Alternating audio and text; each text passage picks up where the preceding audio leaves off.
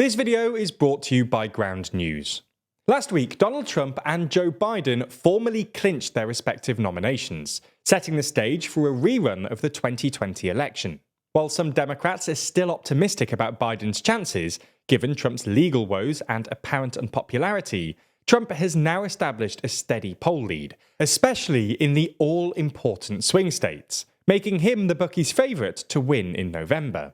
So in this video, we're going to have a look at the 3 reasons Trump will beat Biden in 2024, and why you should expect yet another Trump presidency. Before we start, if you haven't already, please consider subscribing and ringing the bell to stay in the loop and be notified when we release new videos. So before we get into it, and before you jump down our throats about how blatantly pro-Trump this video is for a nominally impartial channel, we should mention that this is a companion video to a 3 reasons Biden can still beat Trump video we did recently, so go and watch that for the other side of things. Anyway, disclaimers aside, let's get into the 3 reasons that Trump will beat Biden, which are Trump's surging popularity with ethnic minorities, Biden's immigration problem, and Biden's foreign policy shortcomings. Obviously, this isn't intended as an exhaustive list, but these are reasons that we think are both electorally significant and generally underreported, which is why we've chosen them. Anyway, let's start with Trump's surging popularity with ethnic minorities. Now, obviously, the polls look pretty good for Trump at the moment. Despite the fact that most Americans have an unfavourable opinion of him, most polling aggregators still think that Trump now enjoys a slight but steady lead over Biden in national polling.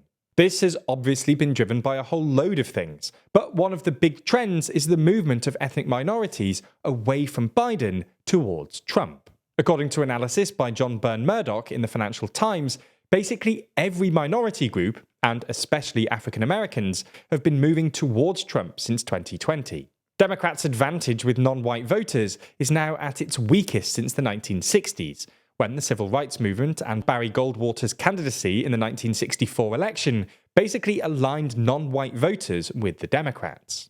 Interestingly, this trend is far more pronounced with younger ethnic minorities. Young African Americans, for instance, are significantly less likely than their older peers to identify as Democrat, bucking a historic and national trend. This will be particularly worrying for Biden and the Democrats for 2 reasons. First, ethnic minorities were the backbone of their electoral coalition in 2020. Biden beat Trump by almost 50 points amongst non-white voters, and the margin of victory here was key to Democrats' success in certain swing states like Georgia. Georgia's actually a really good example here. It was a swing state in 2020, but in large part because ethnic minorities have moved away from Biden and the Democrats, it's now very likely to go Trump's way, with focal data polling from January giving Trump a 9-point lead in the state. The second reason this will be worrying for the Democrats is that this trend seems to be driven by a shift among conservative ethnic minority voters. Historically, ethnic minorities with conservative values or opinions were still significantly more likely to vote Democrat than white voters with the same opinions. For example, white Americans who identify as conservative, think abortion should always be illegal, or prefer small state government basically all vote Republican. This feels natural for obvious reasons, but in the past, even African Americans who have similarly conservative values have overwhelmingly voted Democrat. Unfortunately for Democrats, this has begun to change over the past few election cycles, and conservative-leaning ethnic minorities are becoming increasingly likely to vote Republican. This is particularly difficult for Biden because the only real way to win these voters back is to make the Democrats more conservative. But this wouldn't go down well with the Democrat base, and could hurt turnout. The second reason is immigration, which is becoming an increasingly salient issue not just in America, but across basically the entire world. Obviously, this has always been one of Trump's favourite campaign topics, and he spent most of his campaign in 2016 criticising Obama and the Democrats for their, quote, border chaos and promising to build a wall. When he came to office, Biden immediately reversed some of the more illiberal Trump policies, including stopping work on the wall, ditching the Remain in Mexico policy, which obliged asylum seekers to have their claims processed south of the border, and, more recently, ending pandemic-related Title 42 expulsions. However, Biden's actual immigration policy hasn't been as liberal as the Democratic left would like, or as it's made out to be by the media. It took him a while to ditch Title 42. He's quietly restarted building the wall in places, and he's replaced the Remain in Mexico policy with a similar policy that requires asylum seekers to apply online before showing up. Nonetheless, even if Biden hasn't been quite as liberal as you might assume, the number of people arriving at the southern border, measured by the number of so-called border agent encounters, has absolutely skyrocketed during his presidency. For context, the average number of encounters from 2013 to 2019 was 39,000 a month. For the past few years, though, it's been nearer to 200,000, reaching an all-time high of 300,000 in December of last year. This isn't entirely Biden's fault. America's economic strength, political instability in Central America, and pent-up demand post-pandemic have all probably played a part.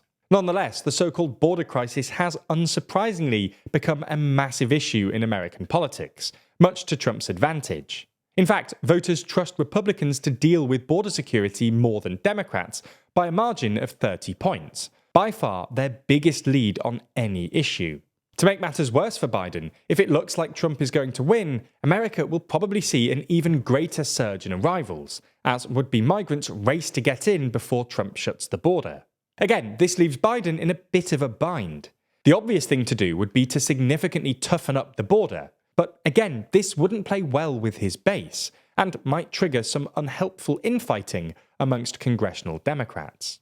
Finally, foreign policy. Foreign policy rarely decides American elections, but 2024 looks set to be a foreign policy election year, with a growing number of voters putting it at the top of their political priority list. Unfortunately for Biden, very few Americans view his foreign policy record in a positive light. While each of his foreign policy decisions can be defended individually, in the aggregate, the world just feels a lot less safe than it did 4 years ago, and America looks somewhat overextended. Biden nonetheless seems keen to stake his presidency on foreign policy issues, which is why Ukraine was the big topic at the recent State of the Union address. But even if Trump's proposed solutions to the various foreign policy crises afflicting the US might be implausible, his basic pitch, that America should be doing less, will be popular with large parts of the American electorate, and Biden should be wary of drawing too much attention to his foreign policy, just as Russia is regaining the initiative in Ukraine, and Israel is further tarnishing its international reputation by invading Rafah. Now, while we might see another repeat of the 2020 election, it'll be interesting to see how Biden's work over the last 4 years could pan out for him. We'll just have to wait and see what happens next. And lucky for you, our sponsor Ground News is your ultimate tool for easily navigating news coverage. Their app and website creates really comprehensive story overviews on any topic, so you can easily compare how news is covered across the world and political spectrum. For every article reporting on a story, you'll see the source's political bias, how factual they are, and even who owns them. For example, check out this story about a judge rejecting Trump's bid to dismiss a case on storing classified documents at his Mar-a-Lago home. Not only can I see that there are 62 sources reporting the story, but I can also quickly identify which sources have a political bias according to ratings from independent news monitoring organisations. And I can see how different headlines shape the story, giving me more insight into how news outlets report the story based on their factuality. I also especially like their blind spot feed, which shows you stories that are underreported by either side of the political spectrum. For example, if you lean right, you might have missed this story about the US House of Representatives voting on a TikTok ban.